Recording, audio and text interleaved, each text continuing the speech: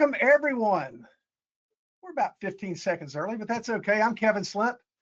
I am so glad you're here. We've gotten into a habit about once a month or so of meeting with Bishop Kenneth Carder and a friend.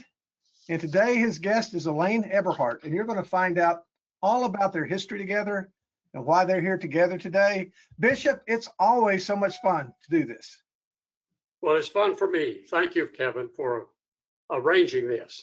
Well, and just with the few minutes I've gotten to spend with Elaine yesterday and today, I already like her. So I think I may have made a new friend through all this. So that's. I hope so. Thank you for that. Elaine, after Tex Carder joined the bishop on one of these a few months ago, we've become regular phone buddies now. We talk to each other quite a bit. So you never know. That's great. That's great. I look forward to it.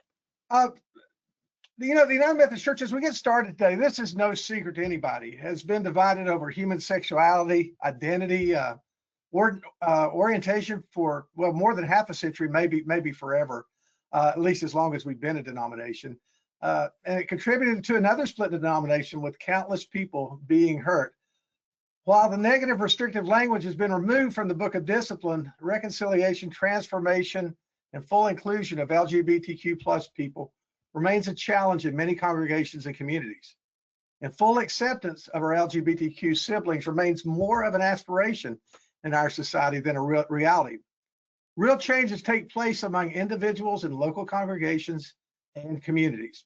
The journey toward reconciliation and inclusion are embodied realities in the journeys of Elaine Eberhart and Ken Carder. Perhaps their story can provide some insights and directions for others who seek to move from exclusion to reconciliation and inclusion.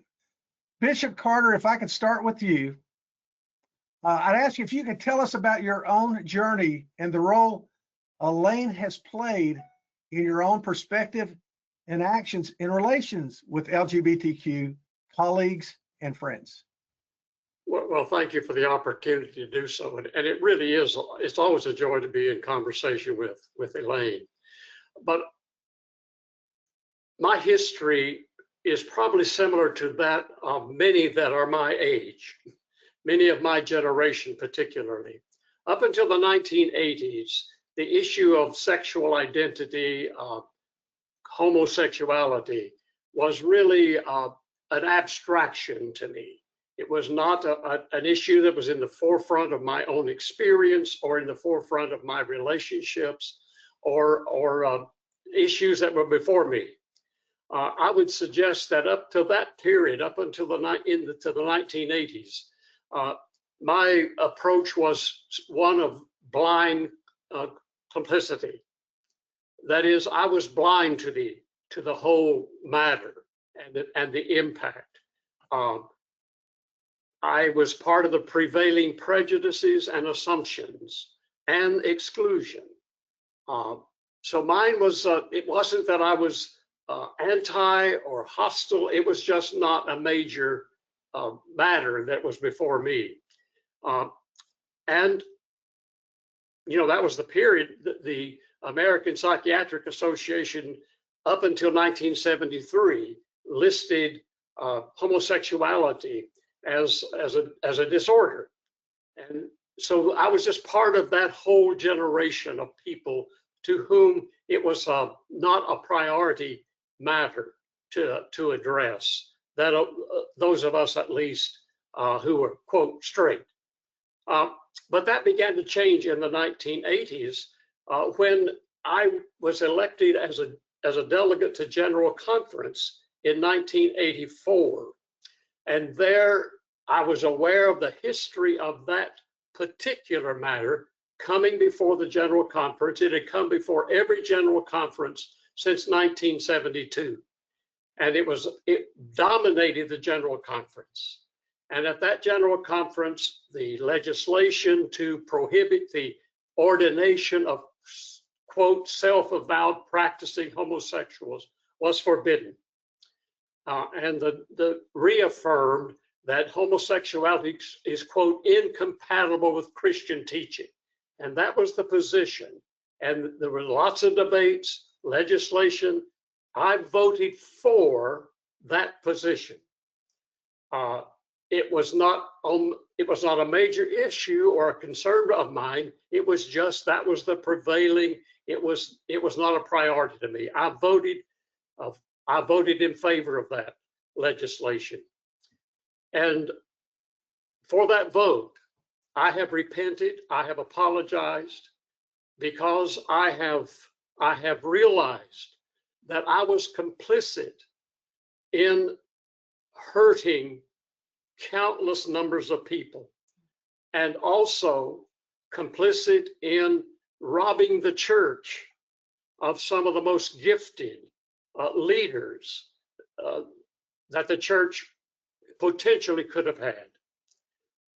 So my position began to shift because I encountered people at that general conference. I listened to the arguments. I encountered some of the people demonstrating outside, and therefore it became less an abstraction and began to be a personal matter, a relational matter. Rather than it being an issue, it became a reality embedded and embodied in persons. And I was the pastor at Oak Ridge at the time, and we had joined the staff, I think 3 years after I'd been there 3 years, when we wanted additional person on the pastoral staff, and a young graduate of Candler School of Theology, also had a legal degree, Elaine Eberhart, joined the staff. And Elaine and I worked together for 3 years that I remained there after that. But it was in those years after, and at that time, and Elaine will share this, she had not expressed her own identity and her own struggles, but later she did. But she was one of those persons that I came into personal relationship with, that it was obvious to me had the gifts of both being, integrity, and all the gifts and fruits of ministry. And so my position began to shift, but it was by that time I also was receiving, I had received some letters from parents of young people struggling with their sexual identity. I got to know increasingly number of people who identified as LGBTQ. And so I began to shift my own personal position. I wrote about that in a blog about, a few years ago, that I think I referenced in the advertising for this particular webinar. And I got 70,000 views of that blog as to why I changed my mind. And we can go into those, but we probably don't have the time. You can read that. But one of the major contributing factors in changing my mind was interpersonal relationships with people to whom this was not an abstraction. It was not a theological abstract idea or ethical position. It was a lived reality. And one of those persons was Elaine Eberhart. And I have publicly and privately apologized to Elaine for my being blind and complicit and compromising. See, in my role as a pastor and a bishop, I also was caught in that tension between maintaining a unity of the church and trying to preserve the institution's viability, and the struggle to take a strong public position. And I'm not sure I came down on the right side of that tension, but it was a tension I lived with for several years. But Elaine was one of those persons who helped me not only by her, just our friendship, but her willingness to accept me in my own blindness. I learned that early, and I've got to stop and give her the chance. But in the 1980s, I was still struggling with inclusive language, especially when it came to the pronouns for God. So I asked Elaine when she came on the staff to help me with my language, my inclusive language. So when you detect my male chauvinism, please tell me. And I said, now I prefer that you come to me personally, but if you have to embarrass me, go ahead. Mm-hmm. But anyhow, she came to me. I knew Elaine was an honest, transparent person who would tell me the truth. So she came to me one day and said, "You're doing pretty well with your language, but," and you know, I knew the other shoe was going to fall, "but I've noticed that when you refer to a professional person, particularly the scientist here in Oak Ridge, that professional person or that scientist is always a male. Are you aware that we've got PhD scientists in this congregation who are women?" And I can remember the Sunday that I first used in the pulpit and said, the biologist in her laboratory, and even some in the congregation I saw flinch. But after the service, as the people came through, how many of those women expressed appreciation to me for including them? Well, that's a different prejudice, complicity that I wanted to overcome. Well, she's helped me overcome also and to shift my margins related to human sexuality. So Elaine, again, I apologize to you. I've asked your forgiveness and you have granted it. Mm-hmm. And I'm grateful to you. And so I'd like to hear more of your story. Elaine, we would love to hear more of your story, Bishop. That was so important what you just shared with us, and I wanted to break in here because several people are sending in questions, and I want the people to know if you have questions for our guest, send them in the questions area, and at the end of our session today, we'll just take some time and we'll discuss those as well. A lot of other people have written in and said, will there be a video of this? We have a YouTube channel called the Clergy Conversations with Bishop Carder. And so we'll mention that again later, but you'll be able to find the video there. Elaine, if you don't mind, if you're okay with it, would you share your journey, including how you've responded and how you respond to what Bishop Carder has said and just said? Sure. Okay. Thanks, Kevin. Ken, I'm grateful for that apology, though it has been made and accepted. I'm grateful to hear it, and I know others who have not heard it need to hear it.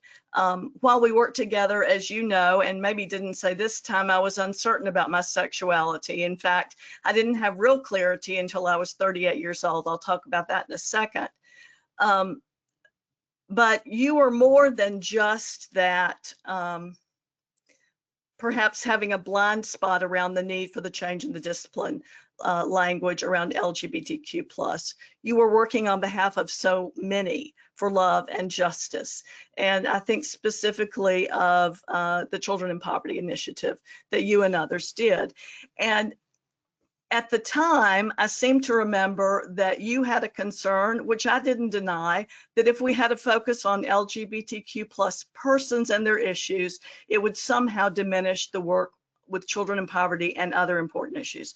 On this side of our conversation in 2025, I think we both acknowledge that people and places, communities that most need God's love and justice are bound together inextricably as a fabric of mutuality.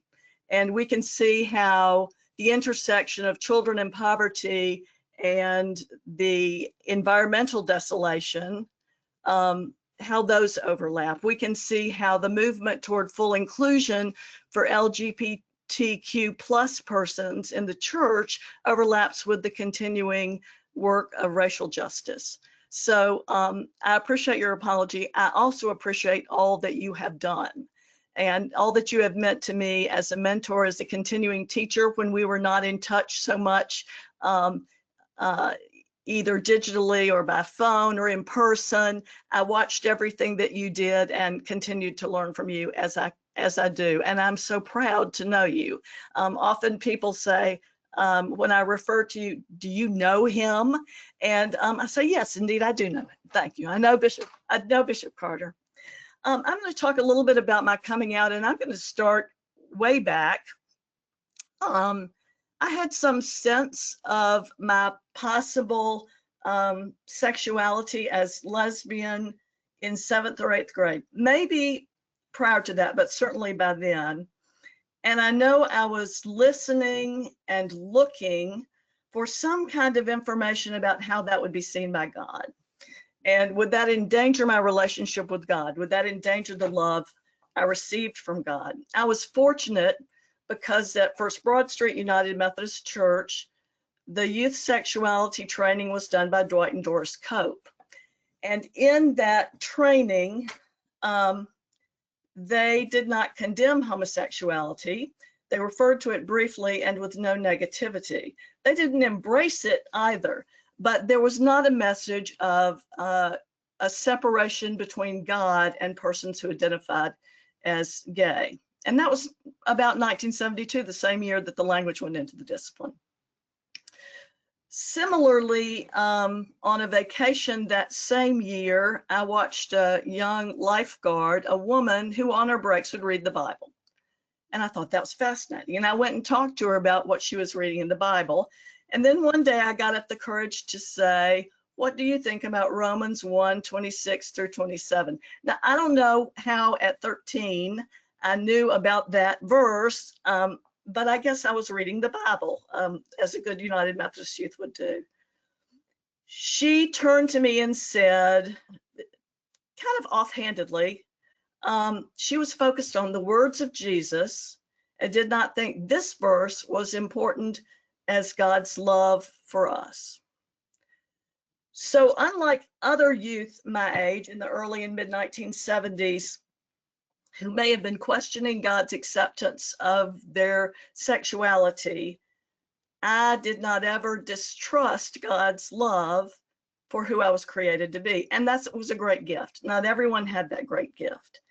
That doesn't mean that I never heard condemnation about homosexuality or about me as lesbian. I heard plenty of that. But early on, I knew and continued to believe that I was accepted by a loving God who valued me just as I was. The clarity about my sexuality came almost 30 years later, although somebody's going to write in the chat and said, oh, I knew it before then, and you probably did. Linda Minor, who at the time was a United Methodist, though she ultimately gave up her orders 2 years prior to the time I did, is a person with whom I developed a relationship. Linda's the kindest person I've ever known, and I think I'm kinder and gentler through her influence.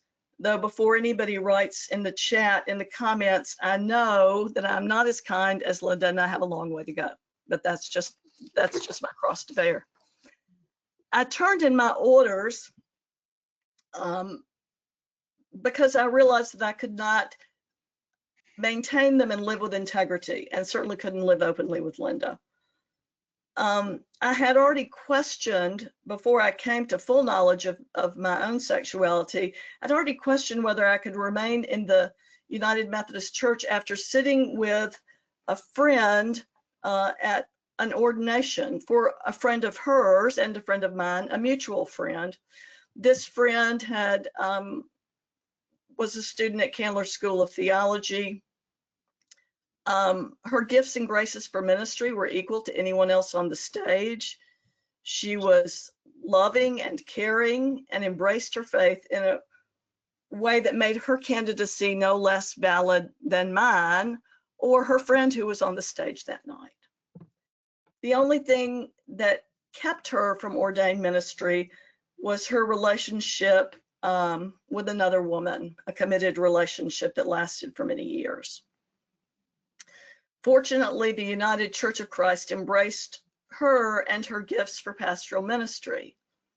But as we sang the hymn that night, which was, "Here I am, Lord, is it I, Lord? I've heard you calling in the night," thinking about her inability to hold God's people in her heart as an ordained minister was heartbreaking and caused me to become more serious about thinking whether I belonged in the United Methodist Church when this language still existed.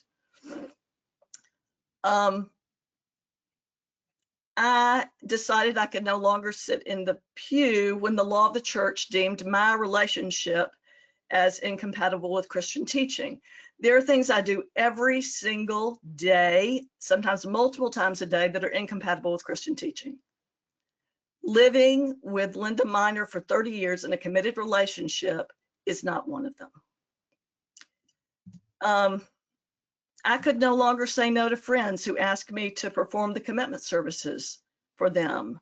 And so after much searching, including physical searching, because I had no idea where those papers were, I found my orders and mailed them to the bishop. And the next day I celebrated a commitment service for some dear friends. Over the next 25 years, I grieved the loss of the connection with the United Methodist Church and the loss of ordination, particularly the administration of the sacraments, Ken. That's what I most missed, I think. But I also found with Linda love and acceptance in other denominations where LGBTQ plus persons were welcomed, as they were completely. Linda's ordination in the United Methodist Church, even though she gave up her orders, was recognized by the UCC, and she has clergy standing in that denomination. As much as I valued those other denominations, however, I lurked around United Methodist churches from time to time because there was a way in which that felt like home to me. Last year, I was surprised and heartened when the church removed the language from the discipline, and I went to the Sunday after that, I went to Church Street United Methodist Church, where I'd worked when I was in law school, and I joined subsequently as a layperson. And after much prayer and writing and talking to friends and spiritual companions, I decided to request that my orders be reinstated. I knew that the reinstatement might not come because the church is not unified in its embracing of LGBTQ persons, not in this conference, and I think in the denomination. But I went through with it, was honored when the vote was taken and my orders were restored. And then that night I was grateful for a small group of dear friends who celebrated with Linda and me and who put hands on my head and prayed for me. I'm still looking, Kevin, for a registration for a webinar about what to do following the reinstatement of one's orders after 25 years. That seems to be, there's not much information about that out there. But I look forward to working alongside of the people of our conference who have labored long and hard for the inclusion of LGBTQ people in this conference. I'm holding that call in my heart, and I look forward to pursuing it with them. Ken, I'll turn it back to you. I'd like to ask a question, if I could, of both of you. Bishop Carder, why don't you start first so Elaine can have a moment to rest? Let me respond specifically. Elaine, thank you for reminding me of some of my preoccupation, because I do remember that conversation you and I had when I said that I was not out front on this issue, or I don't even like to call it an issue. I was not out front on these matters because I felt it was distracting from our initiative on children in poverty. But one of the consultants to our task force on children in poverty in the Council of Bishops was Dr. Ted Jennings. And I was sharing that with Ted one day, and he said, and he was a strong advocate, as you know, on behalf of LGBTQ persons. And Ted said, Ken, you know what Martin Luther King said, that justice is indivisible. You can't parcel it out. And therefore you can't separate these. And that was a turning point. And then you reiterated the same thing to me. And so thank you for that. What a powerful statement. Either one could answer this question. Elaine, why don't I turn to you? How would you said a lot about your own personal process, and how would you assess where we are as a church and society today? As a church and as a society? Mm-hmm. Why don't you start with church? How would you assess where we are as a church today? I think it depends on where you are. For one thing, I think the Western jurisdictions probably a little ahead of the Southeastern jurisdiction and maybe other jurisdictions as well. I think there are lots of people who are on the journey, however, as our conversation has been, and who are moving toward acceptance of LGBTQ plus persons. But as my wife says, tolerance is not enough in the church. I'll take tolerance over rejection all day long, but I don't think tolerance is the image of the beloved community that Jesus offers us. So I think we have a good place. We've undergone a sea change with the language being removed, but we still have a process to get to full inclusion. In society, oddly enough, sometimes I think society leads the church, the culture leads the church, and I'll just speak personally, I was accepted as an out lesbian in, I think, all of the jobs I had post marrying Linda or post our commitment service in 2001. And maybe prior to that as well, but certainly after that, I was able to talk about Linda in the workplace. And of course, prior to last year, that as a clergy person, that would not have been possible. So I'll turn to you, Ken. Well, I would agree with your assessment. I think we're still very much in that sort of sensitive area as local congregations. Now, I'm not involved in but one local congregation, but I do hear conversations. And I think we're in many congregations, we're still in that don't ask, don't tell. That we just won't discuss it because it's a divisive issue, and we've been very much aware that we have been through a institutional survival mode for so long, and the fear of losing members, the fear of further divisions result in more of a silence on the matter. We don't discuss it, which I think is unfortunate. We do need to find ways of having conversations like this. And frankly, that's one reason I wanted us to have this conversation. It needs to take place on one-on-one and in smaller groups with people that we know they are in our areas of engagements, in our families, in our local congregations.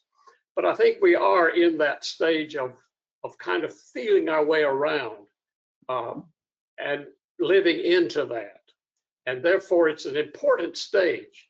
I really appreciate what you said about tolerance. I would say also around the issue of, it's similar to how we've dealt with the issue of race.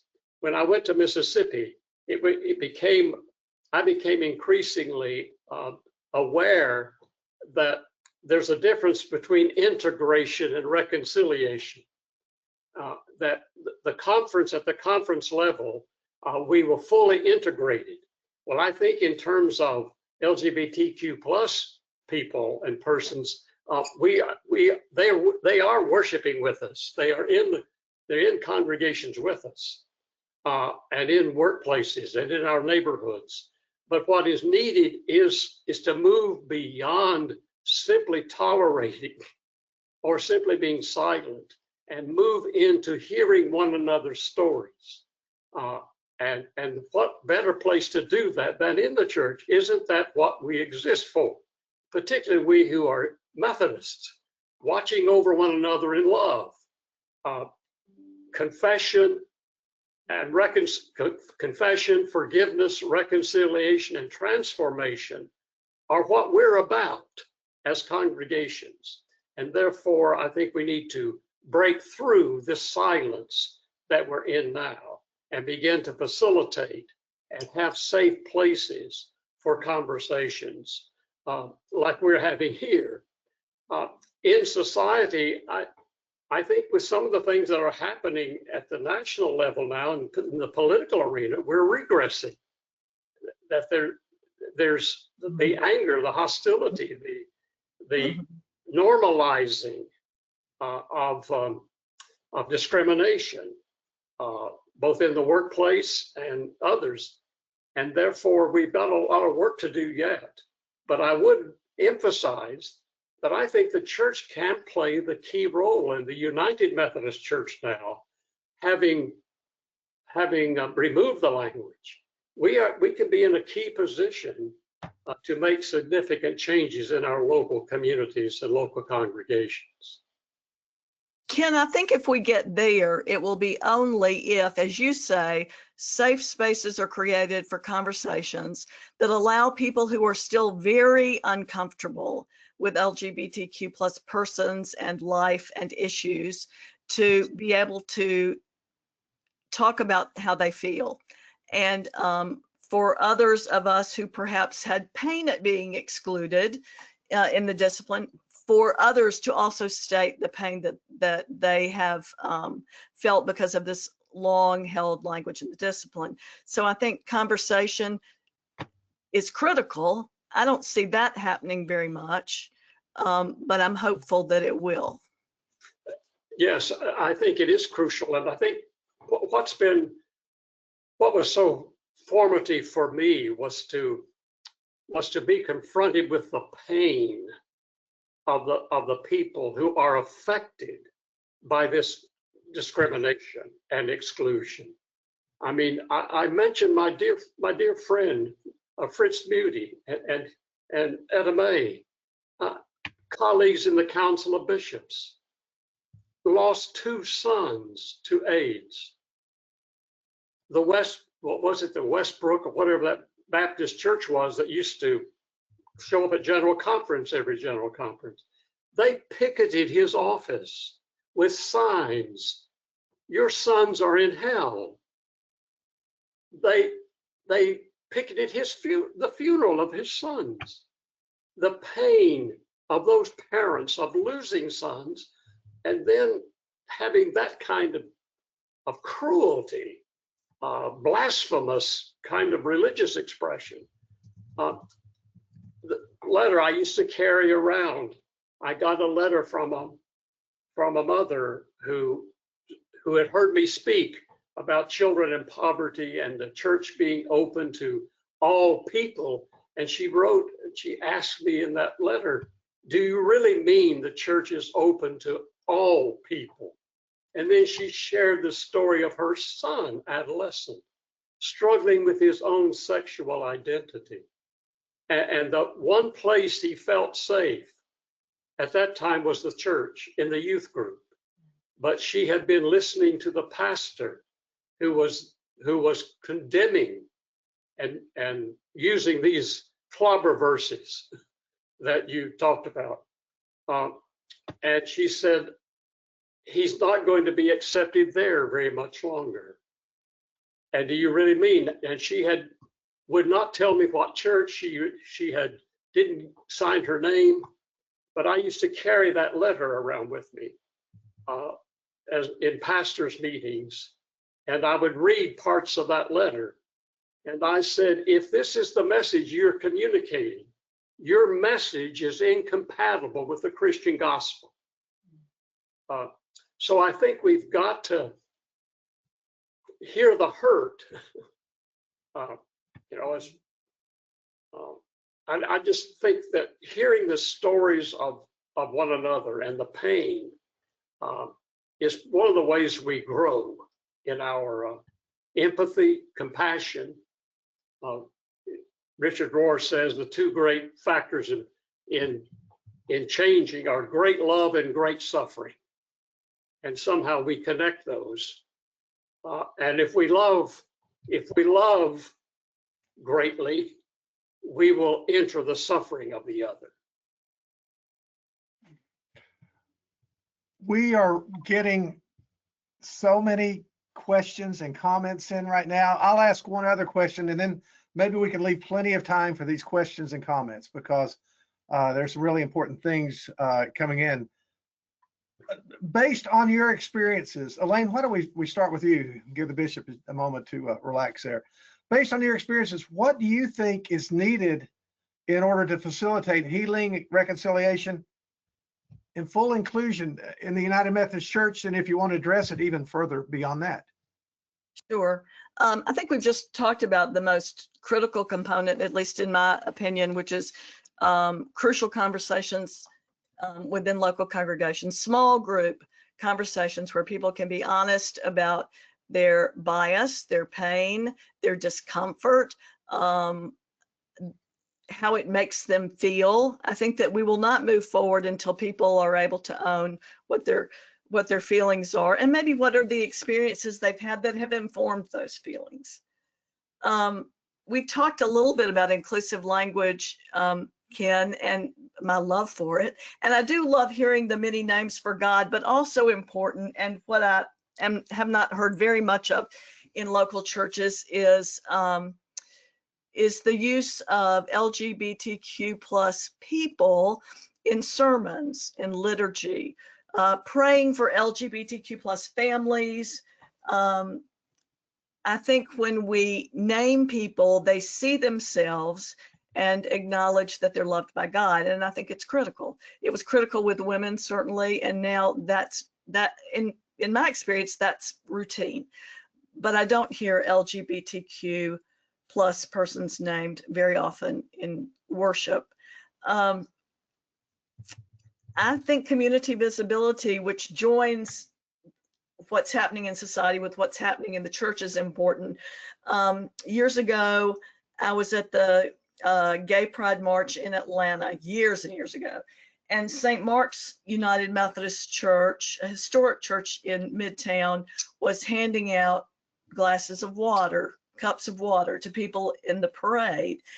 And I thought, what a sacramental Christian gesture on the part of that church. And that was a time, frankly, we were still in the AIDS crisis. It was not as routine as it might be for churches to do that now.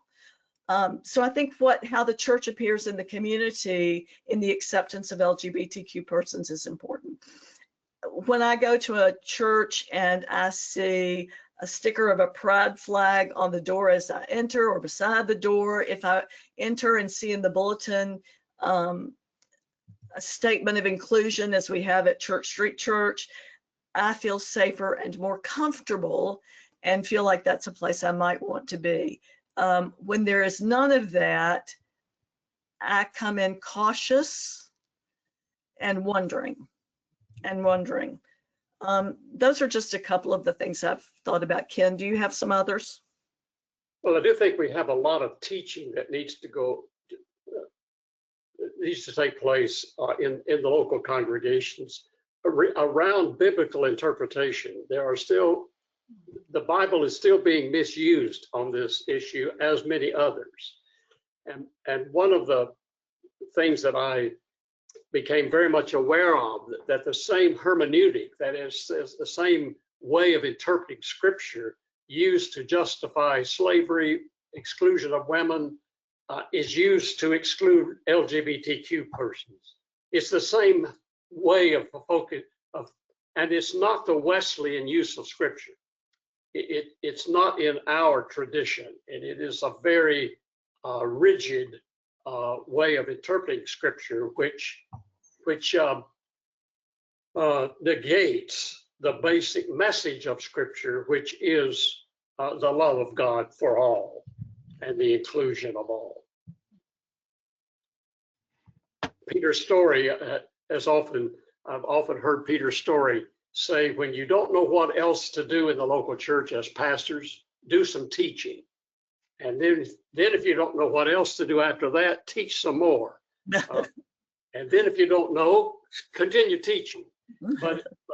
But involved in the teaching is the incorporation of the people who are the beneficiaries or the victims of the false teaching. It's one thing to teach about integration or the inclusion. It's another thing to create communities where the people you're talking about are present. Mm-hmm. Well, we have so many questions in and comments. Would you like to go to those? And if we have time at the end, we can continue the Love to hear the conversation. comments and expressions. The people that are part of this have their own experiences that would be beneficial. Yes. So let me ask you, when it comes to the questions, do you just want me to give you the easy ones or the hard ones too? Ken, Give the hard he ones wants to all. Elaine. No, Ken wants the hard. He's a bishop, for goodness sakes. What does that mean? Well, That means you deserve the hard. I was able to get some of them on the screen and other ones are coming in now, so I'll just read those to you later on. But here's one of the first ones we got in. It was a question, a comment and a question. As an openly gay certified candidate and MDiv student at Candler, I want to say thank you. I want to know your thoughts on the future of the UMC and how that looks for someone like me. It took something like 20 years for Holston Conference to give women full clergy rights after the change to the discipline. Will it take that long or longer for me? Elaine, what do you think? I'd be glad to have that person as my pastor today. I'll say that. I think I know who this is. Maybe. I hope that the time is shorter than we believe it to be. And if it's not, that's not on you, writer of this question, that's on us. So I think there are things we can do to accelerate the timeline for a gay ordained pastor to be successful in a United Methodist parish by the work we do to move toward full inclusion. When I was ordained, it was still a question about women being in ministry. And there was a study by the Anna Howard Shaw Center at Boston University about the acceptance of women. Churches that had experienced the appointment of a woman were overwhelmingly more likely to accept women than those who had never accepted a woman to lead their church. I hope that's going to be the case with gay candidates for ministry. And I hope the appointments, as we begin to have a critical mass of gay, lesbian, bisexual, and trans people appointed to churches, I hope that there will be a transformation there. But that won't be successful unless we do some work now.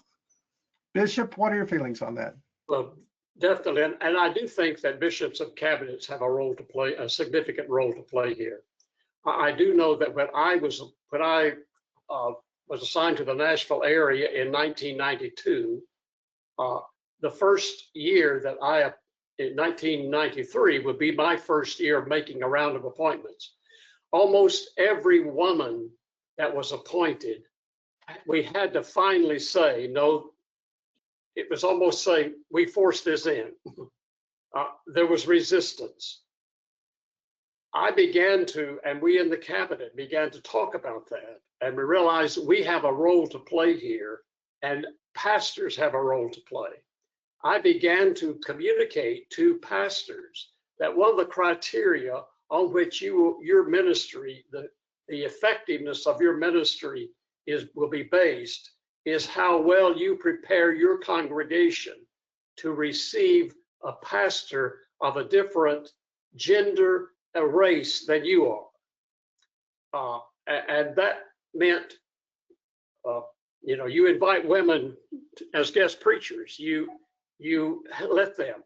Well, 8 years later, there were churches that asked for women pastors.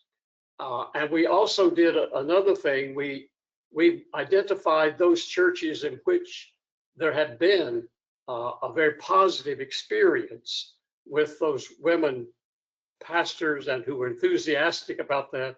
And we would often connect the staff parish relations of a church that was going to be receiving a woman for the first time with that staff parish to let them tell their story. I say that because this is not only on an individual basis, but I think we've got some institutional issues we have to work on here so that the system itself supports a movement in this direction. It won't happen just by sheer accident. It's going to take some intentional work. And so I appreciate the question, and I hope that we can move in that direction more expeditiously than we moved in terms of women and also, quote, cross-racial appointments. Mm-hmm. The personal relationship is key. Elaine, do you have any other thoughts on that before we move to the next question? I don't. Thank you, Kevin. Okay.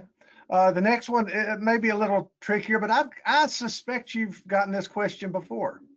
And it came in like this in all caps. From what I've heard, are we saying to ignore Romans 1:26 through 27? And you can see listed below there. That's why God abandoned them to degrading lust. Their females traded natural sexual relations for unnatural sexual relations. Also, in the same way, the males traded natural sexual relations with females and burned with lust for each other. I'm sure you've both had this question brought to you before. Elaine, why don't you begin with this? Thanks. This is the one I knew when I was 13 years old. So are we saying to ignore it? Not to ignore it. However, I don't know, and biblical scholars tell us if what the passage in Leviticus, what the passage in 1 Corinthians, what the passage in 1 Timothy, what the story of Sodom and Gomorrah, what those really mean for modern, committed, same-sex couples. So when this talks about females trading natural sexual relations for unnatural, and in the same way males, do we know that that's what that's referring to? There's some biblical scholars who say some of these clever passages, and again, teaching would be helpful by somebody other than me, I'm sure, but some of these clever passages are referring to cultic prostitution. They're referring to pederasty, but they're not referring to what we think of now as men in relationships with men, women with women in committed relationships. So I'll stop there. Ken, do you want to say more and better? No, not better, but I don't think we ignore any passage of the scripture, but I think we have to delve beneath the surface interpretation. And this is one of those passages. And I think we have to see it in the context of Paul's total theological perspective throughout all of his letters, which people like Douglas Campbell, scholar in Paul, Richard Hayes, in his wonderful book that he wrote for the end of his life, we got to see the whole expanse of God's revelation and the inclusion of God's or the widening of God's mercy, as Richard Hayes expresses it. And I think what Elaine has suggested is how I understand it, that these are not dealing with specifically with covenantal relationships. They're dealing with exploitive sexual relationships. And the Bible, in all of these passages, is opposed to exploitive sexual relationships. And that can happen within marriage as well as outside of marriage. And it certainly happens among heterosexuals. So that the real focus, I think, needs to be on covenant, the meaning of authentic love and commitment and how we grow in that. But no, I don't suggest we ignore it, but let's go deeper into it and discuss it. Let's talk about it in groups.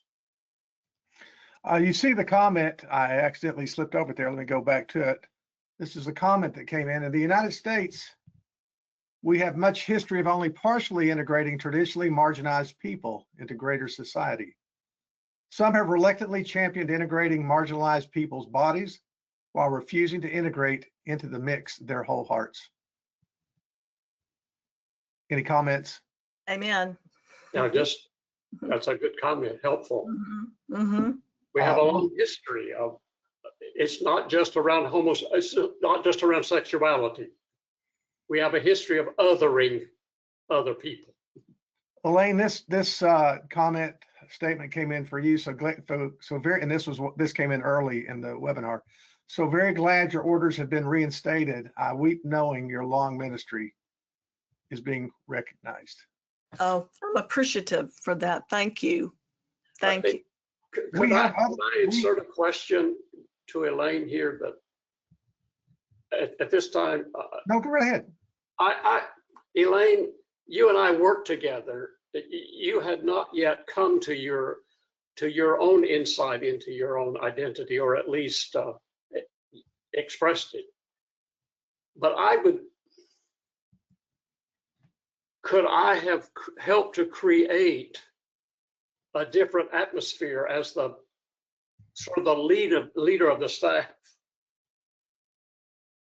I think I know what Ken was about to ask. May I? No, go please. Go right ahead. Yeah. Sure. I think Ken was asking if there was anything he could have done, if he had known that I was questioning and struggling and trying to figure that out. Was there anything he could have done to make that a safer space? Something like that, I think he would have asked. Yeah, he's mentioned that to me. Sure. Yes, and I'm not sure that I think so. I think when we talked about LGBTQ plus, and that was the time that AIDS was just beginning to come into our understanding and on our radar. Ken was respectful for people. He accepted people as they are. He certainly accepted me for who I was. And I think he did that across the board. I think if I had gone, and I've thought about this in the past few days, frankly, would I have gone to Ken and told him if I went to I didn't go to anybody at that point, but if I had gone to anyone, it probably would have been Ken. I think I would have trusted him with that. There's some church law sorts of things. I don't know if he would have been required to, tell the district. I have no idea. But I did. I believe that the bishop went back with us by voice, by the way. He may not be on camera. Okay. But I would have trusted him with that if I had felt secure enough to think I was really moving along that road. I was just going to ask the bishop, if he hears us, if you have any response to that.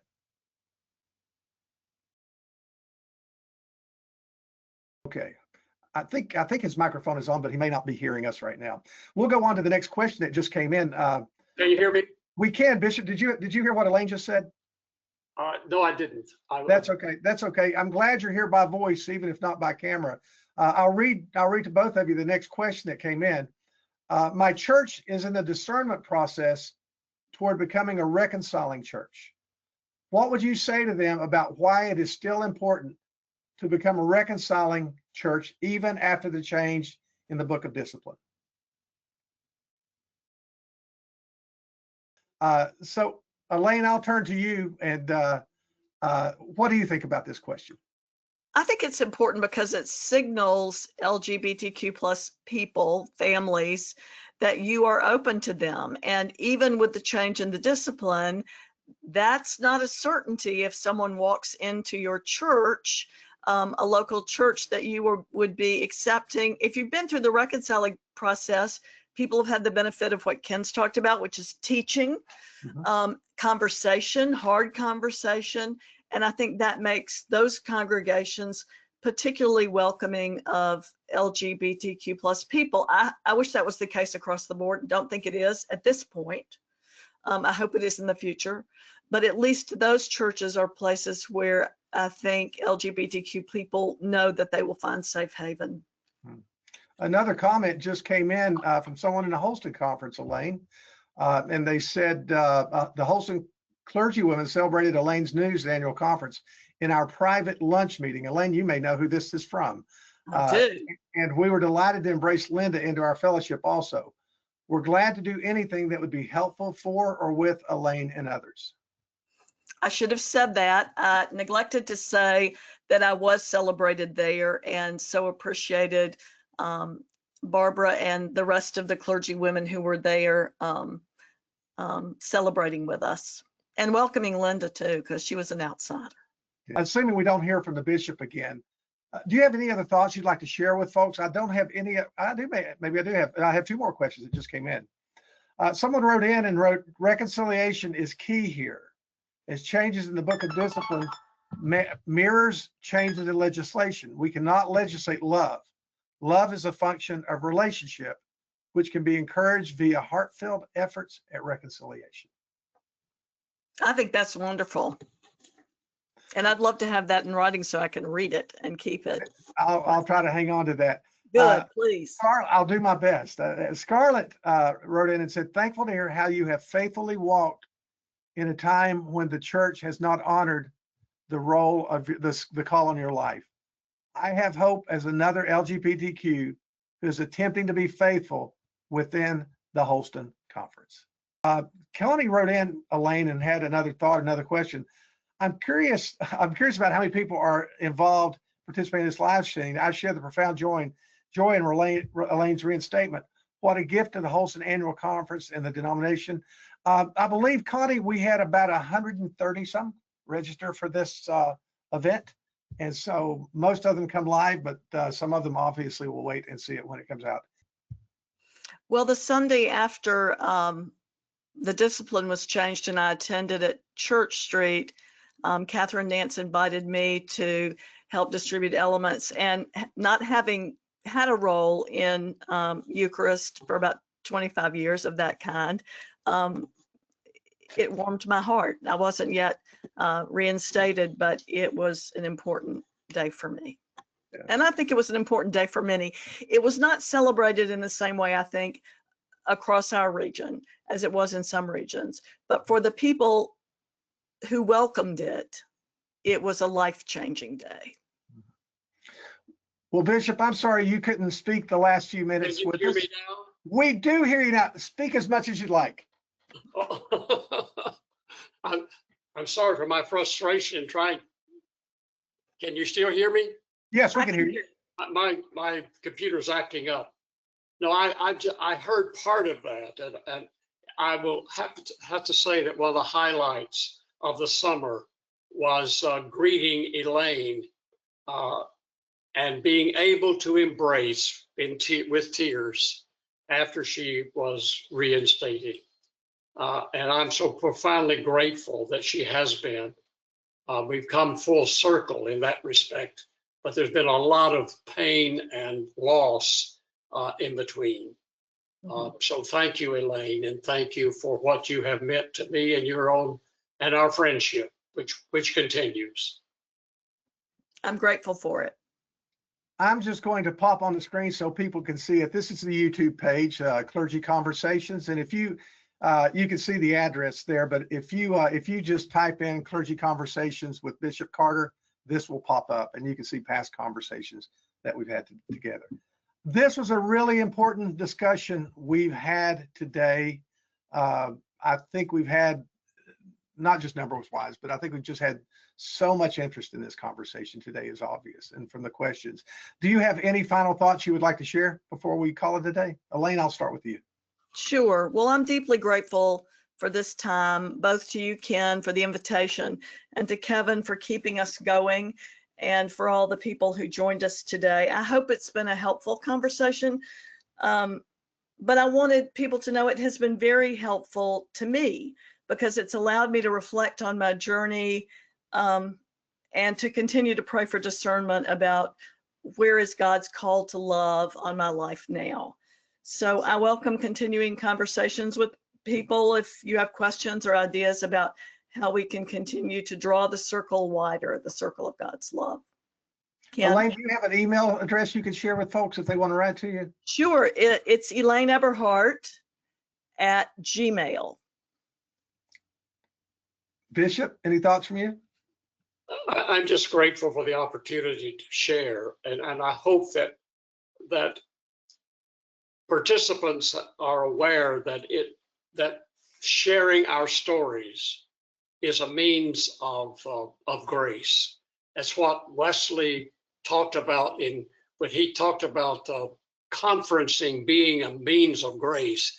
He didn't have in mind annual conferences, but voting on legislation. He had in mind conversations like this, conversations around how we can live out the love of God for all of creation and for one another.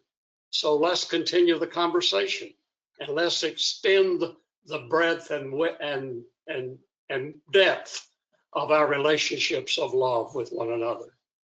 We did have one more question come in that I think would be quick and important to answer.